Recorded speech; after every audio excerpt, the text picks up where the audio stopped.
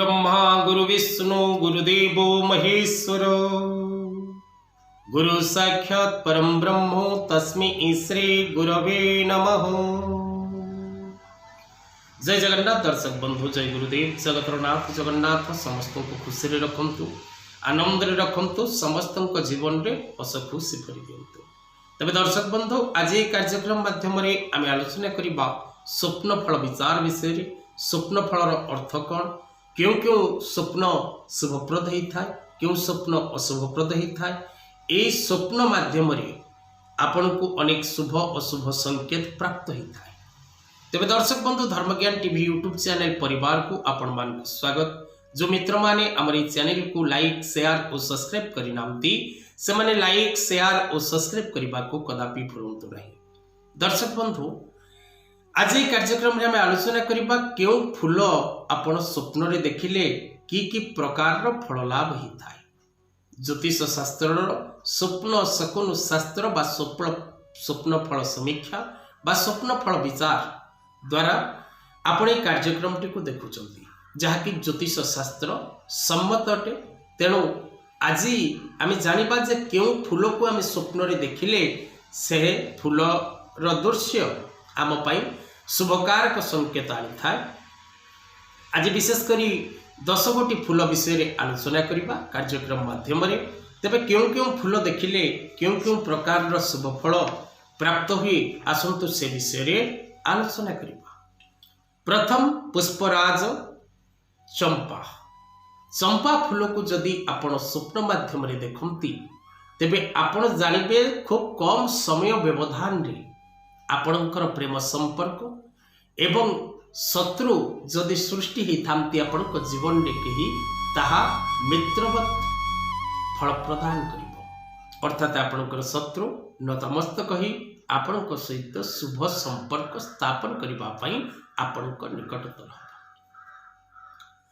कमल पुष्प बा पद्म पुष्प को जदि आम स्वप्न माध्यम दर्शन करुचे, कारण कमल पुष्प माँ लक्ष्मी प्रिय पुष्प, जगज्जननी अन्नपूर्णा माहेश्वरी प्रिय पुष्प पद्म को जदि आम स्वप्न माध्यम दर्शन करुचे दर्शक बंधु, तेरे विशेषकर आमको अचलाचल संपत्ति प्राप्तर जोग सृष्टि होता है।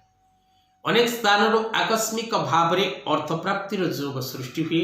जो मित्र माने ऑनलाइन व्यवसाय करुचंती सेमानक पई अत्यधिक शुभप्रद संकेत अटे। जदि आम चामेली पुष्प को स्वप्न रे दर्शन करुचे बा चामेली पुष्पर माला आम स्वप्न रे दर्शन करुचे, तेबे विशेषकर धर्म कार्य करिवार सौभाग्य आम प्राप्त करिथाय एवं धर्म कार्य करिबा पई ए स्वप्न आपको अनेक संकेत मध्य प्रदान करिथाय। स्वप्न रे जदि आम कौन फूलर माल देखुचे, तेबे स्वप्न माध्यम फूलर माल दर्शन करने द्वारा आपण विवाह व्रत गृह प्रवेश भूमि भवन वाहन क्रयर सुजोग लाभ करिवार सौभाग्य अर्जन करती।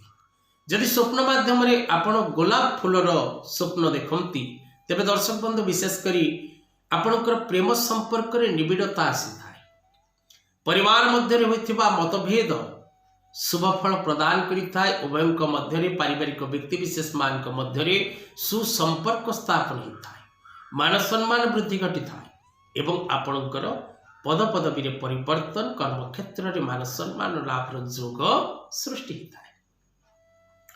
जदि स्वप्न रे आपण मोगरा गोटे फूल, से मोगरा फूल को जदि आपण स्वप्न रे दर्शन करती, तेबे आपणकर व्यक्तिगत कार्य विशेषकर आपण जदि कौन जगह सर्विस करुचंती बा निजस्व किछि व्यवसाय करुचंती, तेबे से क्षेत्र में आपण को प्रगति मिले। से क्षेत्र में आपण ऊपर स्तर को जानती, से क्षेत्र में आपणकर मान सम्मान नाम वृद्धि घटे। जदि आपण स्वप्न माध्यम कुसुम फूल देखती, तेबे दर्शक बंधु यह अनेक प्रकार नूतन धर्म कार्य करने को आपण को संकेत देता है। कौन धर्म कार्य आपण सामिल हवा निश्चित अटे, कौन धर्म कार्य आपणकर उपस्थिति निश्चित अटे।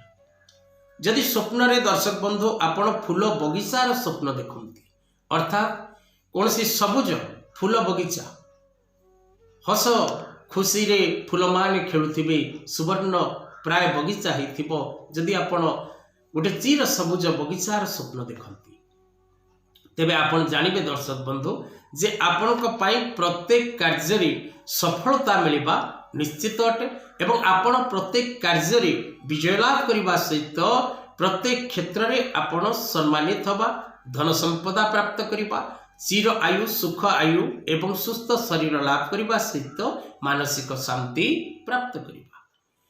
किंतु दर्शक बंधु जदि आपण स्वप्न रे कोनोसी बासी फूल छड़ा फूल बा सुखी जाइथिबा फूल बा सुखी जाइथिबा फूलर मालर स्वप्न दर्शन करती तेबे ताहा आपनको पई अशुभ कारक अटे। कोनोसी प्रकार शारीरिक पीड़ा मानसिक अशांति स्वास्थ्यजनित समस्या बृहत प्रकार एवं अर्थ क्षय अर्थनाश व्यवसाय रे पतन एवं अपनिंदा मान सम्मान प्रति विपद सृष्टि होबार जोग सृष्टि होता है। तबे दर्शक बंधु ए थिला विशेष करी 10 गोटी फूलर स्वप्न एवं तार फल विषय आलोचना। आज कथा वस्तु को एठी रखिबा। जय जगन्नाथ।